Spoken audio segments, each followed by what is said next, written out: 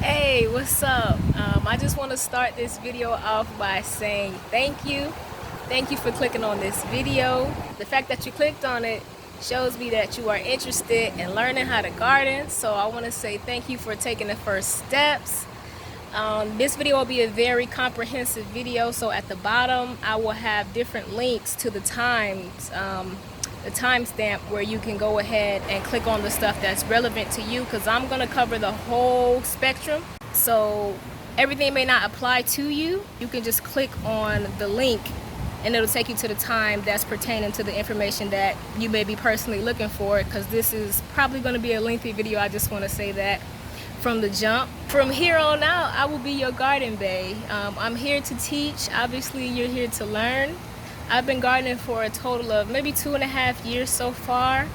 I'm not gonna lie, I'm still learning, but I'm willing to teach you everything that I've learned up to this point. Spirit told me that part of my mission in life is to teach my people how to garden, bring us back to our roots. And when Spirit say move, I move. And as I keep learning more things and as I keep growing, I promise I keep sharing. By the way, if you do get through this video and it helps you, go ahead and put a thumbs up, put a like, drop a little comment, give me a little love, a little appreciation. But without further ado, let's get into this information. Okay, so the first thing that you want to do is to watch the sun, just so you can get an understanding of the pattern of where the sunlight hits versus where the shade hits. And you want to do this throughout the day because the sun moves. The sun doesn't stay in one position. So you want to see which side of your house, whether it's the front or the back, left side, right side, it doesn't matter. You want to see which side gets the most morning sun versus which side gets the most afternoon sun. It may sound like it doesn't really matter, but where the sun hits and the time of day when the sun hits is very important. It's something that you need to keep in mind when starting a garden. The reason that I say you need to be aware of where the sun hits throughout the day is because certain plants thrive in morning sun, meaning that they only need a few hours of sunlight. So it's best to give them the sun in the morning, and then in the afternoon, when it heats up around midday, they're going to prefer to be in the shade. And those type of plants would be like any type of green leafy vegetable, like your kale, collard, Swiss chard, lettuce, arugula, stuff like that. Those plants don't do too well in like very, very hot midday sun because they'll wilt. And as for plants that you can leave in the sun all day, that would more so be like your tomatoes, your peppers, your melon, like your watermelon, your cucumber, squash, even eggplant, stuff like that. But you just really need to know, so you're not giving your plants too much sun or too little sun.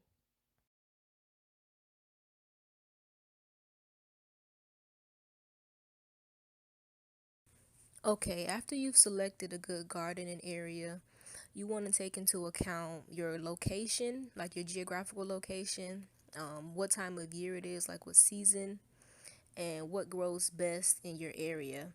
So basically what you want to do is like a quick Google search, and you want to see like what fruits and what vegetables, or whatever you plan on planting, what flowers or plants grow best in your region. So for example, let's say you live in like, I don't know, like North Idaho. You want to put like fruits that grow best in North Idaho in the spring. Or, you want to say like fruits, vegetables that grow best in South Georgia in the fall. You just want to make sure you type that in to see what you can actually plant in your region, like in your gardening zone, because every type of plant will not grow successfully in various climates. You can also search by your gardening zone, so you can type in like fruits that grow well in the spring in zone 9A or something like that. And if you don't know your gardening zone, you can go to Google and just type in gardening zone map, and it'll show you exactly where you live, what type of gardening zone. It's going to be like 1 through 10, and then it's going to have like A or B. So it'll be like 3A, 3B, 4A, 4C, something like that. So you can get a little bit more familiar about the type of plants that are able to grow in your zone. Okay, so the best time to start a garden is either in the spring or in the fall. Those two seasons are considered the growth seasons, and summer and winter are considered the off seasons. You can still grow in the off season, like you can go grow through the off season depending on your climate, like if it's not scorching hot or if it's not freezing cold. But in the off season, you mainly want to prepare your garden. You want to prep for the growth season, and I'll go into all of that and I'll cover how you prep at a later point in this video. All right, we'll start with the spring season. Before you start to plant anything in the spring, you need to research the last frost date for your area, and you can find that like in a farmer's almanac. You can just go to Google and type in frost date for, and then you just type in your area, or you could just type in farmer's almanac for your area as well, and it'll tell you the last frost date of the season. If you live in a very cold climate, somewhere where you get like 3 feet of snow or something like that, you definitely want to know this date and be conscious of this date, because the last thing you want to do is start a few seedlings and then you have one cold day, one cold night, a quick little overnight frost, and you come out in the morning and your babies are dead. You definitely don't want to do that. The last frost date is something that you always want to keep in mind. You don't have to necessarily wait until that date to start. You can always start your plants indoors, but it's something that you are going to have to be cognizant of, because you're going to have to work around that day if you want to start a garden and keep it healthy for long term.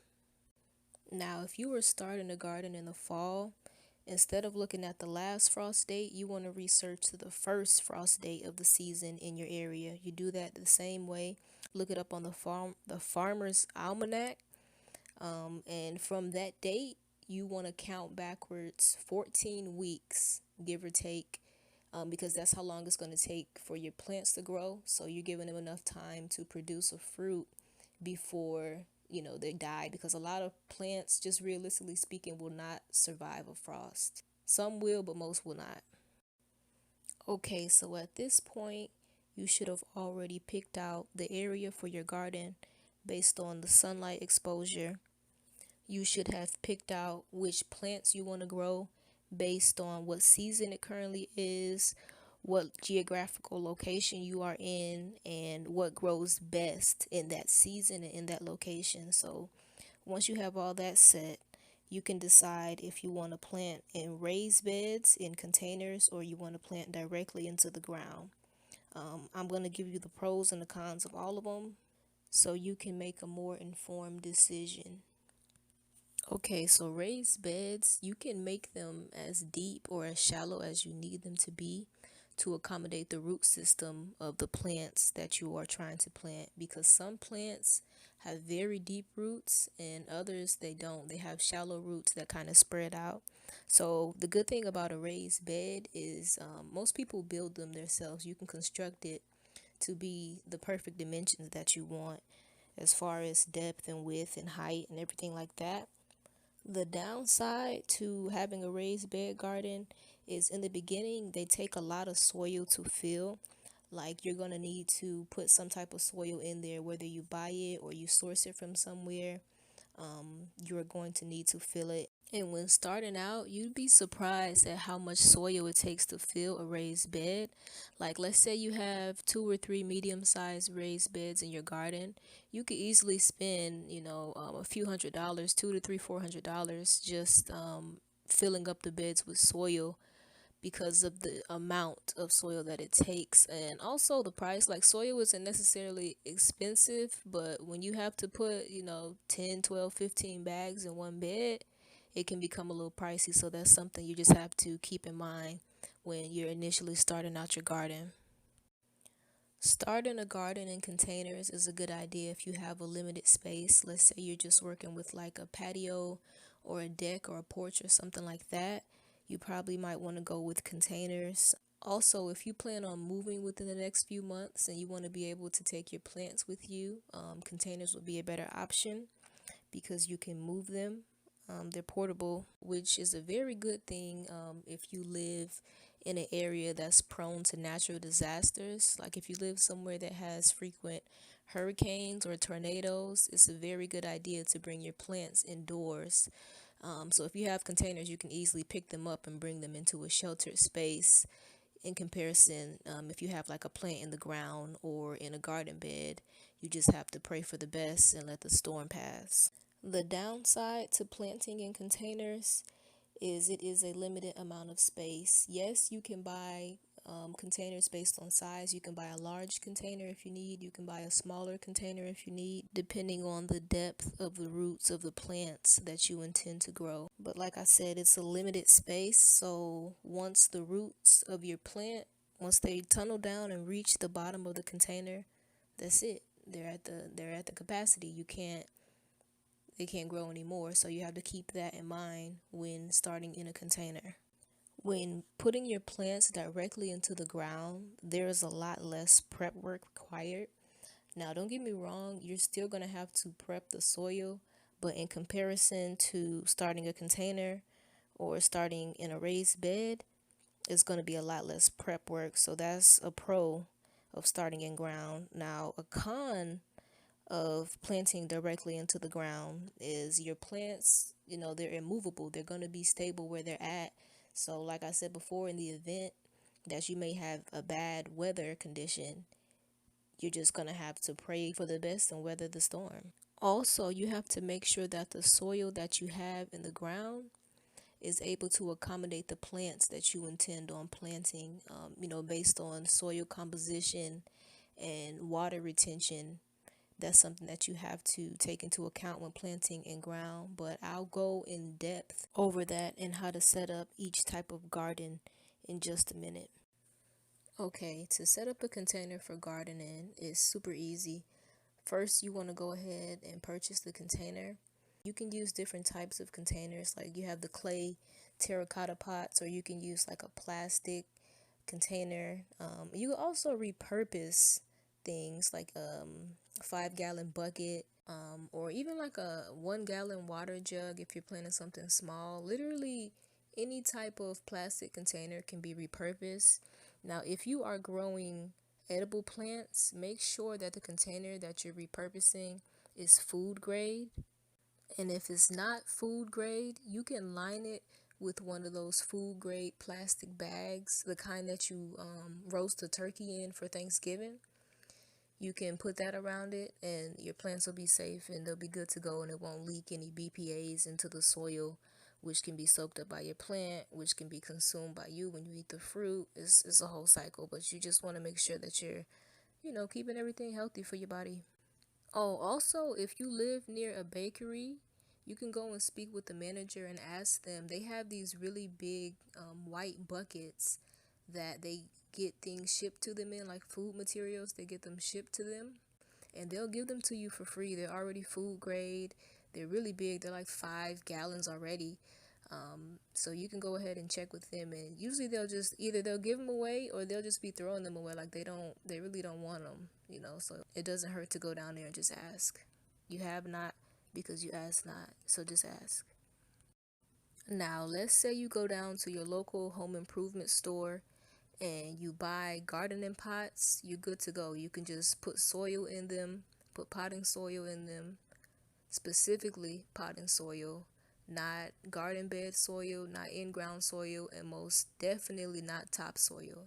Now, if you want to repurpose another plastic container to save money, just make sure before you fill it up with soil, you drill holes in the bottom so it can drain. If you don't drill the holes, once it rains or whenever you water your plants, the water will get stagnant in the bottom and it'll cause root rot. If the roots on the plant start to rot, the whole plant will die over time. So you really just want to make sure that the soil is able to drain any excess water that's not being consumed by the plant. Okay, if you want to go the route of a raised bed, the first step is to construct the bed. If you're very handy, you can buy like wood from your local hardware store and you can just nail it together in a nice fashion. Now, if you're not handy, don't fret. It's okay. you can still order a raised bed from Amazon or, whatever online retailer that you would prefer.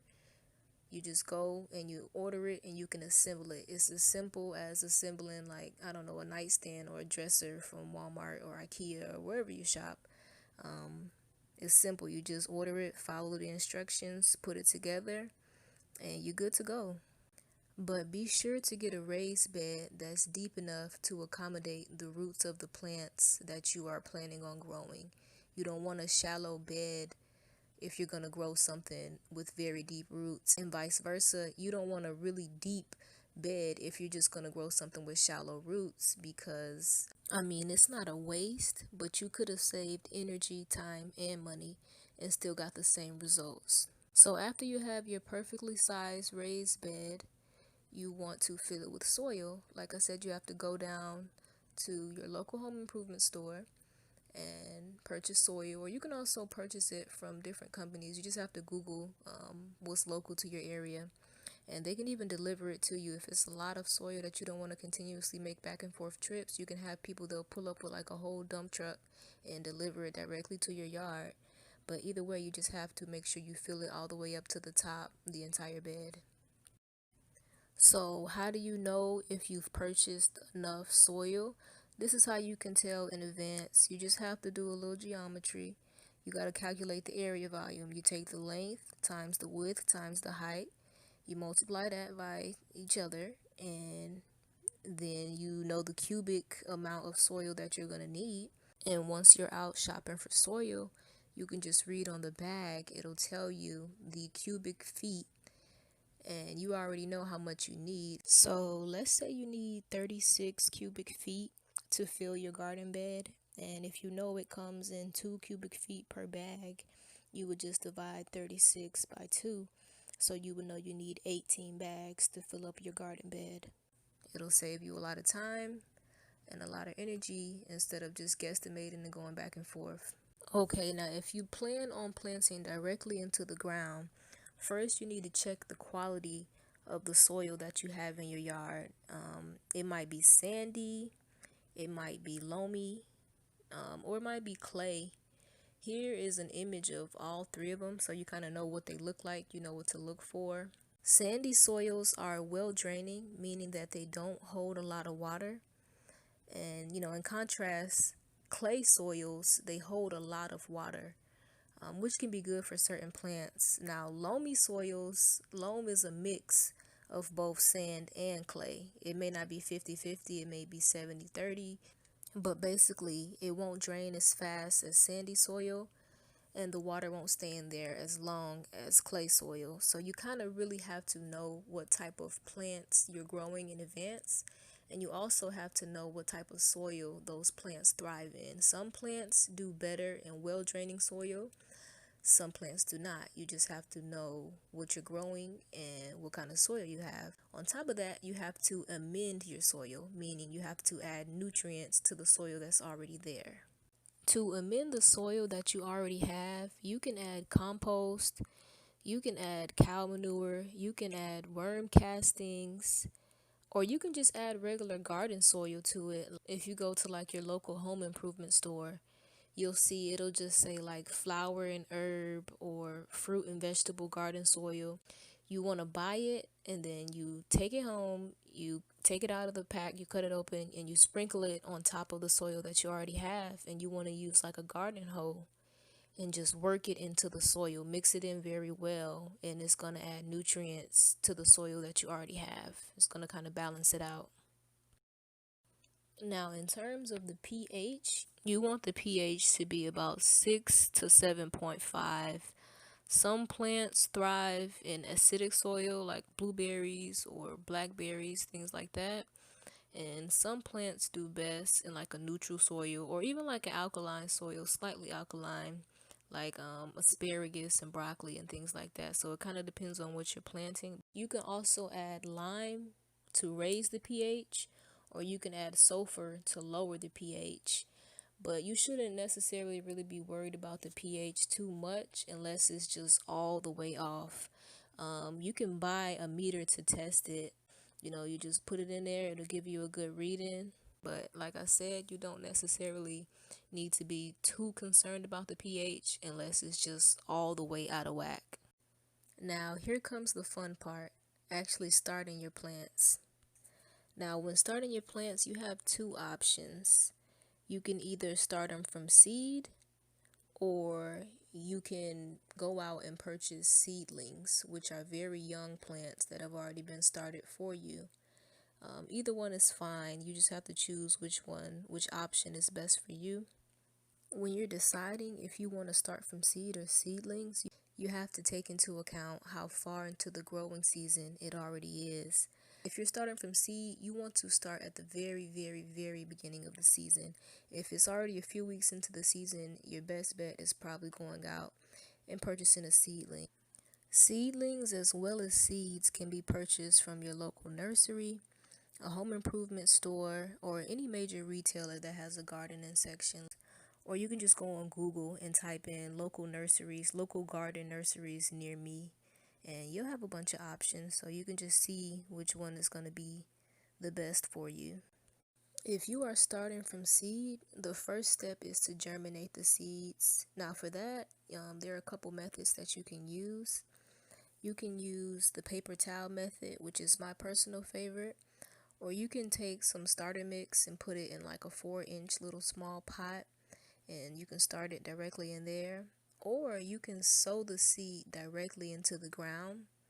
But this is based on the weather that you're currently experiencing in your area.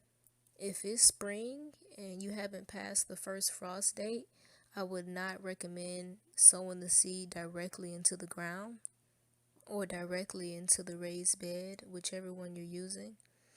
Simply because if it freezes overnight, 9 times out of 10, your seedling is going to die. You have to realize that when you're first starting out, your plants have a life cycle, and the seedling phase is kind of like infancy or like babyhood for a human. So you kind of really have to protect your very young plants in the same way you would protect a child. Like, you're going to be very, very overprotective over them because they can't get as much sun or as much water, or they can't withstand the lower temperatures the same way that an older, stronger plant would be able to. They're very susceptible to death just based on any outside factor. So you really have to be very protective over your seedlings.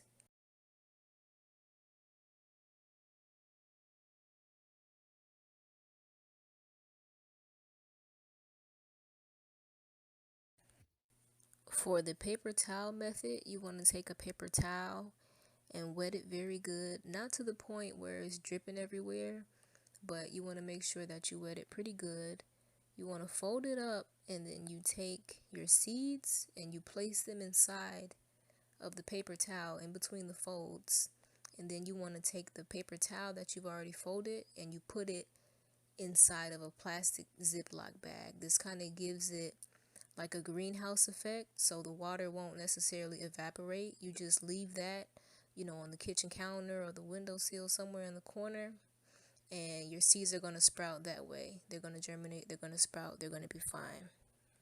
And once they do germinate, you want to take them out of the paper towel and transplant them into like a small pot just to start them off. That way they're going to continue to grow. Once you see the first little stem and the roots and the leaves, that's when you know it's going to be ready to go into a small pot. Regardless of the germinating method that you use, you want to make sure that you always plant more seeds than what you need, because not every seed will germinate. Every seed does not have a 100% chance of germination. It might be 80, might be 60, who knows, just depending on the source of your seeds and the type of the plant. So if you want 3 plants, you might want to plant like 6 seeds. If you want 12 plants, you might want to plant like 18 seeds, because if they all come up, hey, great, you have more than what you need. You can give them away, or you can thin them out, but you'd rather have more than less.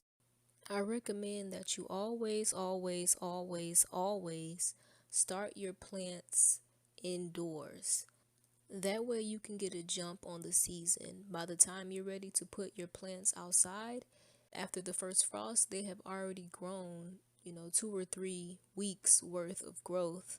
So you're giving them a good head start in life. Even if you live in a climate that's not necessarily cold, if you live in like a warm tropical climate, it's still a good idea to start your seeds indoors because seedlings are very fragile. If they get too much sun, too much heat, or too much cold, they get too much water, too much rain, they can die. So you can control the environment a lot better if they're indoors or if they're started inside of a greenhouse, which is what I recommend. Just to keep them safe in the early stages of life until they get more mature and they get strong enough to survive outside and all the elements that it comes with. How can you tell when they're ready to go outside? When you look at them and you see that they have at least 2 to 4 true leaves. The first 2 leaves that pop up, those are not the true leaves. The first 2 leaves are going to look different than the rest of the leaves. The true leaves are going to have a completely different shape to them. You want to make sure that they sprout at least 2 to 4 more leaves. Once you see 4 of those, you can go ahead and put your plant outside, but you don't want to just put it outside and leave it there all day.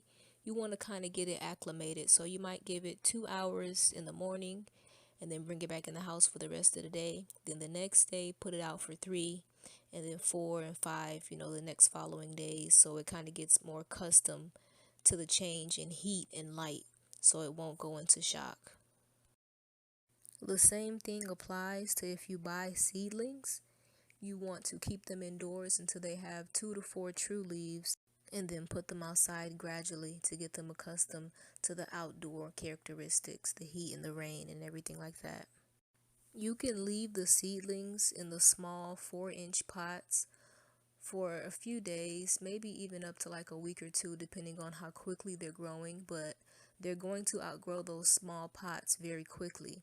So once they do, you're going to have to transplant them into a bigger pot.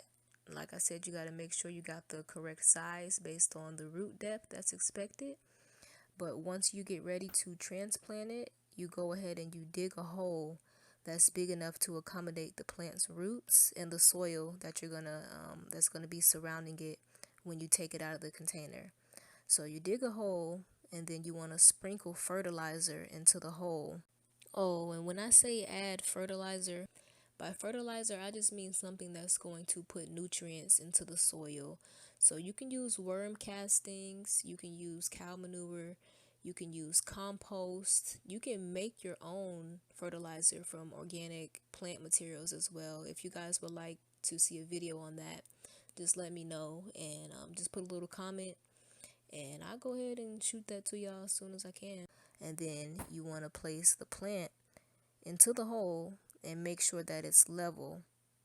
And when I say level, I mean the existing soil level that's already around the plant matches up with the soil level of the container or the raised bed or the ground. And for some plants, you can even build a little mound around it, but it's not necessary, especially if your seedling is not that tall. And this is a pro tip right here. If you're planting tomatoes, you want to plant them deeper.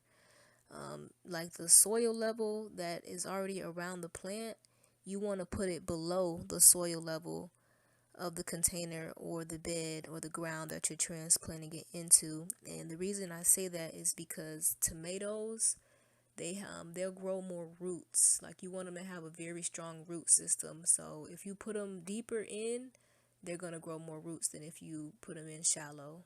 But that only applies to certain plants. I know specifically tomatoes. For the rest, you might want to research or just make it level. After you transplant your seedling, you want to water it in very good. But don't use like a high-powered water hose to water your seedlings. When you water your seedlings, you want to use like a gardening can, or you want to use like a spray bottle, something that's going to mist them lightly. Or you can just take like a container of water and put your hand in it, submerge your hand, and take it out and let the droplets of water from your hand moisten the soil. When plants are small like that, they're going to need a lot of water, but there's a such thing as too much, so you don't want to drown them out. You kind of just got to play it by sight, play it by feeling, make sure that you're giving them the right amount. for your seedlings, you want to water them every day or as often as needed. You don't want to let the soil dry out, but you don't want it to be wet around the clock. Like, you want to let it get almost dry before you water it. So before you water your seeds and your seedlings, go ahead and touch the soil with your finger to see if it's dry, if it's moist, or if it's wet. If it's dry, go ahead and water it. If it's moist, you can leave it alone. If it's wet, make sure you definitely leave it alone, because you don't want to water soil that's already wet. But you don't want to go several days without watering your seedlings or without watering your seed starts, because they can dry out, shrivel up, and die of thirst. But on the other hand, you don't want to water them too much because soggy roots can lead to root rot. So don't overwater any of your plants, but especially not your seedlings. Okay, so at this point, you should know how to set up your garden from A to Z. And if you still rocking with me, I just want to say thank you. I know this was a pretty lengthy video. But then again, if you're still watching it, you might as well go ahead and subscribe to my channel. Put a like on the video if you found it helpful. I know this was a lengthy video, but hey, you got through it. That means that you are interested and you really want to learn. Like I said, by now you should know how to set up your garden. If you want information on how to maintain your garden or any tricks and tips along the way, please go ahead and subscribe to my channel. This has been your Garden Bae. I appreciate the love and the support. Y'all keep rocking with me. Peace. I'm out of here, man.